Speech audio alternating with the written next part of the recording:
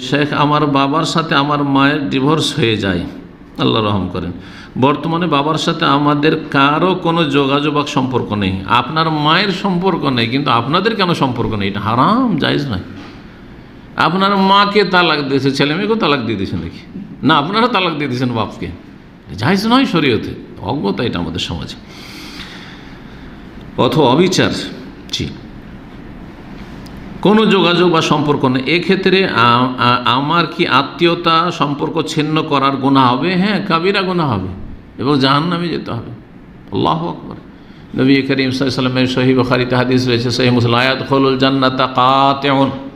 আর সহিহ মুসলিমের হাদিসে আর একটা শব্দ বাড়তি রয়েছে, লা ইয়াদখুলুল জান্নাতা কাতিউর রাহিমিন, যে আত্মীয়তার সম্পর্ক ছিন্ন করে সেই ব্যক্তি জান্নাতে প্রবেশ করবে না, জান্নাতে প্রবেশ করবে না। যদি সেটাকে হালাল মনে করে তো কোনো দিনই যাবে না, কুফরি করবে। আর যদি না মনে করে আমি অপরাধী গুনাহগার, কিন্তু মানে শয়তানের গুমরাহি থেকে বেরিয়ে আসতে পারছে না, স্বীকার করছে যে ভুল করছি, এটা বাপের সাথে মায়ের সাথে সম্পর্ক খারাপ রাখছি, তাহলে তারপরেও তার কাবিরা গুনাহ। জান্নাতে যাবে না মানে প্রথমখানে যাবে না, প্রথমখানে দখুল আউয়ালি, প্রথমখানে প্রবেশ করতে বাধাগ্রস্ত হবে, জাহান্নামে শাস্তি ভোগ করবে, আর তারপরে তখন জান্নাতে যাবে।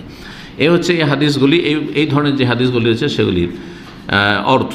সুতরাং আল্লাহকে ভয় করুন এবং বাবার সাথে সম্পর্ক বহাল করুন এবং যোগাযোগ করতে হবে, মাঝে মাঝে দেখা সাক্ষাৎ করতে হবে, আর্থিক সহযোগিতার প্রয়োজন হলে সহযোগিতা করতে হবে এবং খোঁজ খবর নিতে হবে, দেখা সাক্ষাৎ করতে হবে। আরও যেসব হক রয়েছে, বাপের মায়ের যেসব হক রয়েছে, মায়েরও হক আদায় করবেন, বাপেরও হক আদায় করবেন। হ্যাঁ, শুধু মায়ের হক আদায় করবেন, বাপের করবেন না, এটা চলবে না। তালাক তারা দিয়েছে, আপনার মাকে তালাক দিয়েছে, তাদের সম্পর্ক ছিন্ন হয়ে গেছে, কিন্তু আপনার সম্পর্ক বাবার সাথেও আছে, মায়ের সাথেও আছে, আর দুইজনের সাথে সম্পর্ক বহাল রাখতে হবে। আল্লাহ যেন তৌফিক দান করেন।